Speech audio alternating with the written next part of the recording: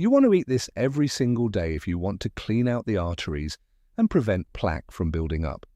And even if you have plaque, what I'm going to share with you will actually help not just minimize the plaque, but reverse the plaque. I just need to clear up the biggest confusion that people have with heart attacks, that a heart attack is caused by the artery filling up with plaque. That is absolutely not what happens. What typically happens is you have a small amount of plaque, but it's a certain type of plaque because there's two types of plaque.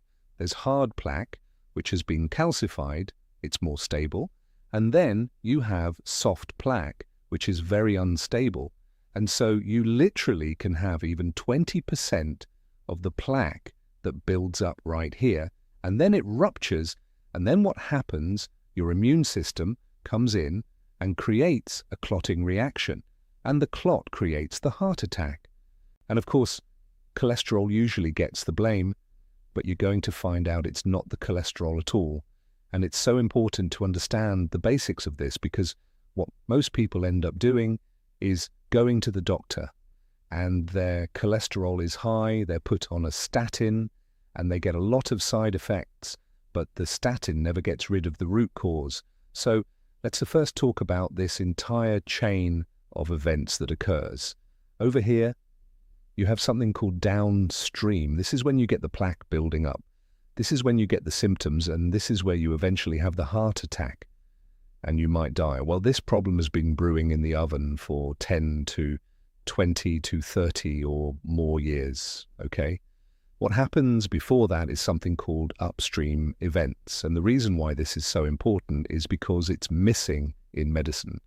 Medicine does not study root causes. They don't get into them. They're so focused down here managing the symptoms. So the best way to really understand this is in the arteries. You have this very thin layer inside the artery called the endothelium.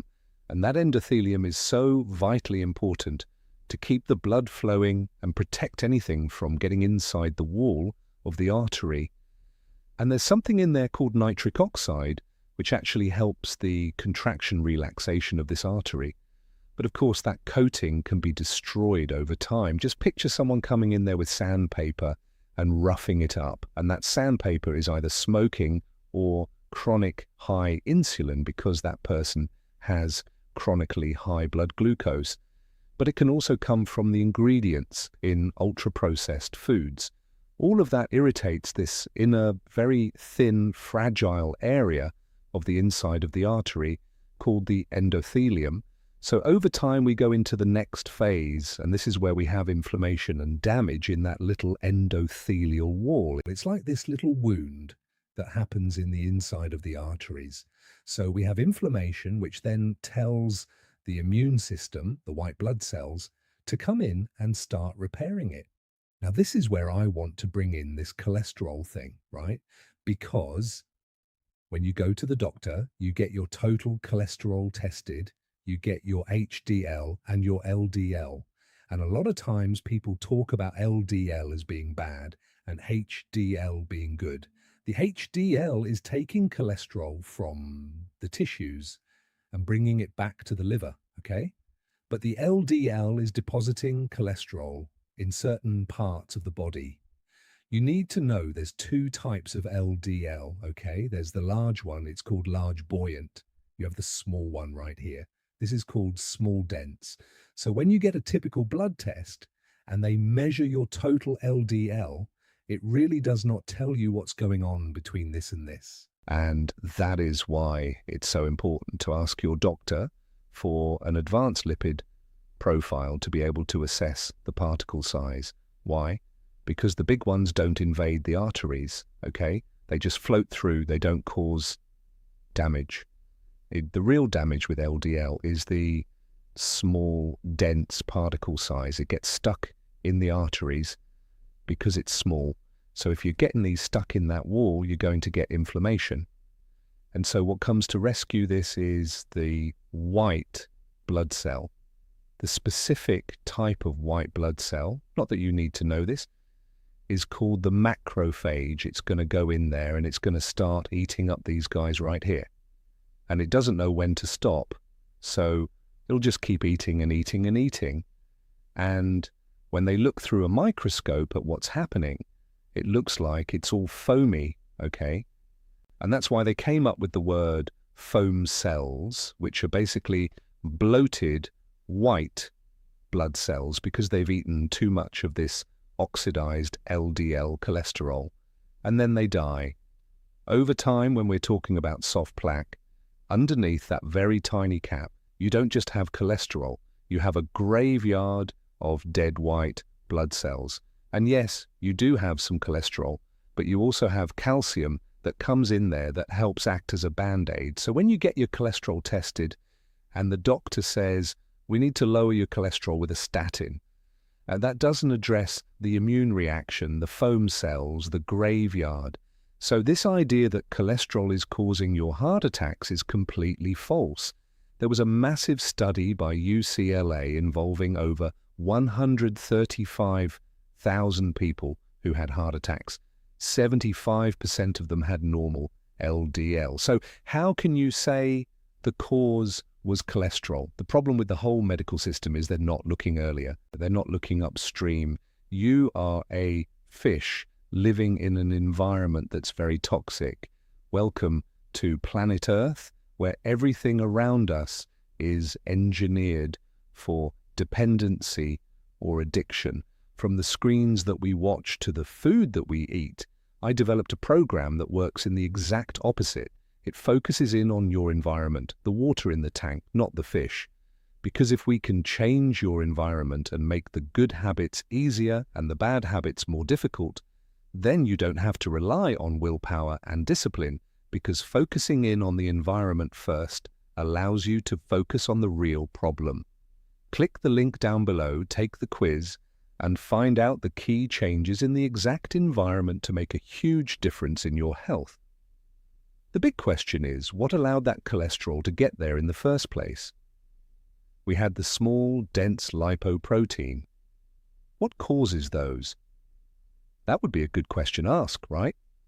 Well, if we go earlier, it's excessive triglycerides from carbohydrates, because excess carbohydrates turn into the storage form, which is triglycerides. When the liver is overloaded because the person had too many carbohydrates, then you start developing excessive amounts of small, dense, particle size LDL. That is at the root cause. These little guys get oxidized because they hang around a lot more, creating an immune reaction. This is the missing piece of the puzzle right here. If you're going to take a statin, you have to consider the recent study put out on statins that said that, oh, they're much safer than we thought. There's only a 5% risk of getting muscle problems, right? Well, let's just bring that up for a second, because there's several really huge holes in that study. Number one, the CTT, which is an organization involved in this study, will not release the raw data of that study despite years of trying to get that data. And this is the problem with research, is that you can't see the raw data until it creates a problem. And years later, you end up in a lawsuit, like with many medications that were supposed to be safe. And then all of a sudden they find out they're actually very deadly. Well, the CTT also happened to take a lot of money from Big Pharma. I'm talking $200 were donated to the CTT organization. So we have conflict of interest right there. Observational studies show that there's a much greater risk of getting muscle damage and other side effects. But the biggest thing that jumped out in study was something called the run-in period. Okay, well, what does that mean? It's a trick, okay? Before they even randomize these people, what they'll do is they'll have everyone on the drug, and they find out who reacts to it, and then they will take those people that couldn't tolerate the drug and remove them from the study. So now we have a layer that is kind of hidden from the average person. They don't realize they're screening out the people that are going to react up front and removing them from the study. Well, guess what that's going to do? That's going to alter the study big time. When you take a statin, you're blocking the production of cholesterol. You are reducing LDL, but you're also blocking coenzyme Q10, which is a very important nutrient for your mitochondria. But what is this remedy that we need to talk about that you can help to reverse this soft plaque? Here it is right here, aged garlic extract. Now, this is really interesting because there's 2 randomized controlled trials with aged garlic using 2,400 milligrams per day. I mean, this is huge because they used angiogram studies and they found that it not just stabilized the situation, it reduced the soft plaque. Just to differentiate between soft plaque and hard plaque sometimes you can't actually get rid of it because it's calcified and it's stable and it really is not going to cause a problem for most people. It rarely creates a problem. It's the soft plaque that most people need to be concerned about. And guess what? Aged garlic helps reduce the soft plaque in a significant way. It also can help lower blood pressure moderately. It also acts as an antioxidant. It also can help thin the blood. So this is why you have to work with the doctor if you're on a blood thinning medication. Now, what about regular garlic? When you crush it and you take it, well, that's really effective for blood pressure, thinning in the blood, clotting, but it does not have the powerful effects of reducing soft plaque. It might, it's just never been studied before. So a lot of people ask me, what supplements do I recommend? Now, of course, I'm not biased of my own high-quality supplement line, but if you go to Amazon and type Dr. Berg supplements, you'll find more information.